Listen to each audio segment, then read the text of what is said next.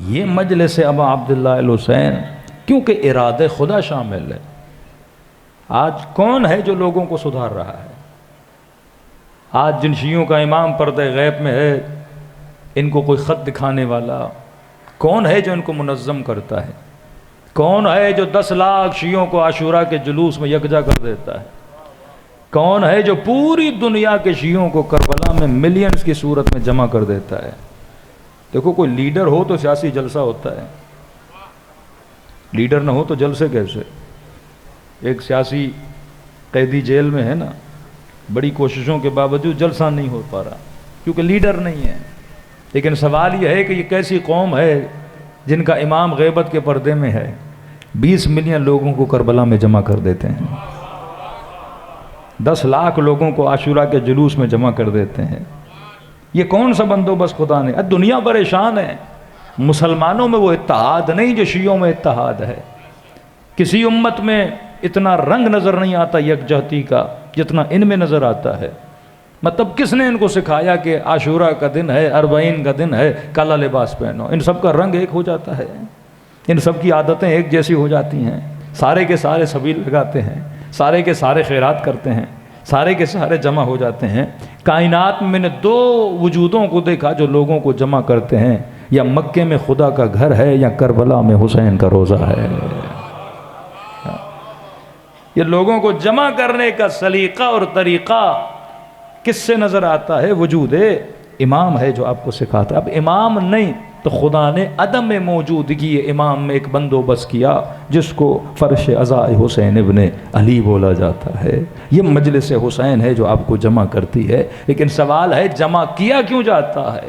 ہدف الہی کیا تھا کہ ہر سال ہمیں کہا جاتا ہے کہ رو یا رلاؤ، اور اس رونے کی فضیلت اتنی ہے، آؤ حسین کا غم مناؤ، اس غم کی فضیلت اتنی ہے، آؤ فرش عزا پہ بیٹھو، قیامت میں جناب سیدہ شفاعت کریں گی۔ چھٹے ماں فرماتا ابھی تو رویا نہیں، تو رونا چاہتا ہے، تم سب کے سروں کے پیچھے ہماری دادی زہرا کھڑی ہو جاتی ہے۔ دیکھو، کسی چیز کو فضیلت دی جاتی ہے، اس کی حکمت کو سمجھنا بڑا ضروری ہے۔ یہ نہیں کہ صرف میں روؤں گھر چلا جاؤں۔ اب سوال یہ ہے میں رویا کیوں تھا؟ ہاں، آنسو بہا محبت کے اثر میں، لیکن اتنی تاکید اس آنسو کی، اتنی تاکید فرش ادا کی کہ 2 مہینے حسین کی مجلس، پھر ترہیم ہو تو مجلس حسین ابن علی۔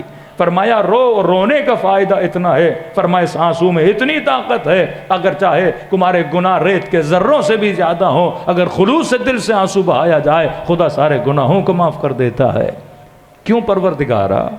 فرمایا کیونکہ غیبت کبریٰ میں خدا نے ایک امت بنانی تھی، اور اس امت کو بنانے کے لیے جس کو خدا نے نقطہ ثقل بنایا، مرکز کشش بنایا، مرکز ثقل بنایا کہ جس پہ لوگ جمع ہو جائیں، اس امام کا نام حسین ابن علی تھا۔ یہ حسین ہے جو دلوں کو جمع کرتا ہے۔ اب کشش ہوگی امام حسین میں تو لوگ جمع ہوں گے نا، کشش ہوگی کربلا میں تو لوگ جمع ہوں گے نا۔ آپ کسی سنی کو بھی لے جاؤ اپنے خرچے پہ ایک بار کربلا، اگلے سال وہ خود جائے گا۔ اپنے بچے کو لے جاؤ 40 پہ، اگلے سال وہ خود جائے گا۔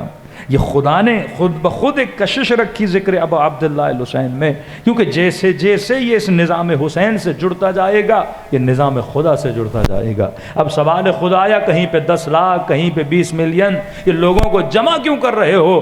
تو اللہ کی آواز آئے گی، میں ایک معاشرے کو تربیت دے رہا ہوں تاکہ جب مہدی زہرا ظہور کریں، یہ معاشرہ اس مہدی کے لیے تیار ہو۔ معصوم کی روایت پڑھ رہا ہوں، پوچھا کہ امام زمانہ کا ظہور کیوں نہیں ہوتا؟ فرمایا من خوف القاتل، خوف ہے کہ امام کو قتل نہ کر دیا جائے۔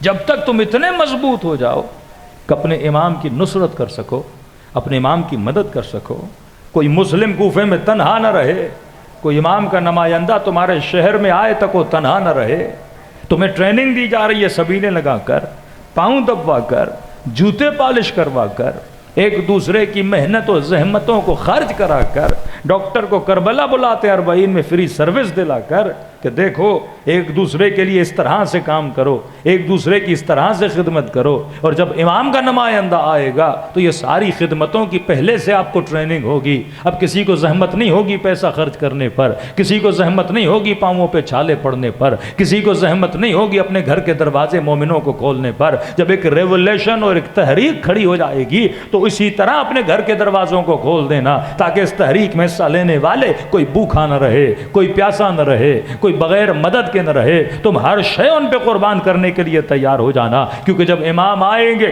دشمن کی توپیں ایک طرف ہوں گی، لیکن امام کو کس کی ضرورت ہے؟ تمہارے بچوں کی ضرورت ہے، تمہارے حوصلوں کی ضرورت ہے، تمہاری سخاوتوں کی ضرورت ہے، تب تم مہدی زہرا کی مدد کر پاؤ گے۔ تو یہ جتنا سلسلہ عزا آپ دیکھ رہے ہو، یہ سلسلہ ٹریننگ کا سلسلہ ہے، جہاں جوانوں کو تیار کیا جاتا ہے، جہاں ماں بہنوں کو تیار کیا جاتا ہے، جہاں تمہارے وجود سے خوف کی حکومتوں کو ختم کر کے اور تمہارے دل میں بہادری کو قائم کر دیا جاتا ہے۔ آج دنیا دیکھ رہی ہے کہ ہر مسلمان کسی بھی فرقے کا ہو سکتا ہے اس کے وجود میں خوف ہو، لیکن جس نے حسین کا نام لیا یہ خوف سے عاری ہو جاتا ہے، جس نے علی کا نام لیا یہ خوف سے عاری ہو جاتا ہے۔ ان کے جلوسوں میں بم بھی لگائے جائیں لیکن یہ جلوس میں جانے سے رکنے والے نہیں ہیں، ان کی مسجدوں میں گولیاں ماری جاتی ہیں لیکن ان کی نمازیوں میں کمی نہیں پائی جاتی ہے۔ ابھی 40 شروع نہیں ہوا یہ اٹیک کرتے ہیں، لیکن حسین کے آنے والوں میں ذرہ برابر خوف نہیں پایا جاتا ہے۔ ان کو دھمکیاں دی جاتی ہیں بم گرائیں گے، یہ روڈوں کو بھر دیتے ہیں کہ جتنا مارنا ہے مارو،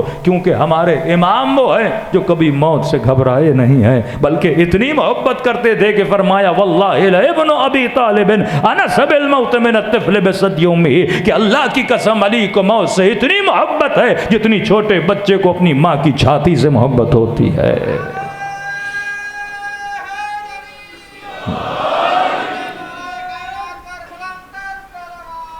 اللہم صلی علی محمد۔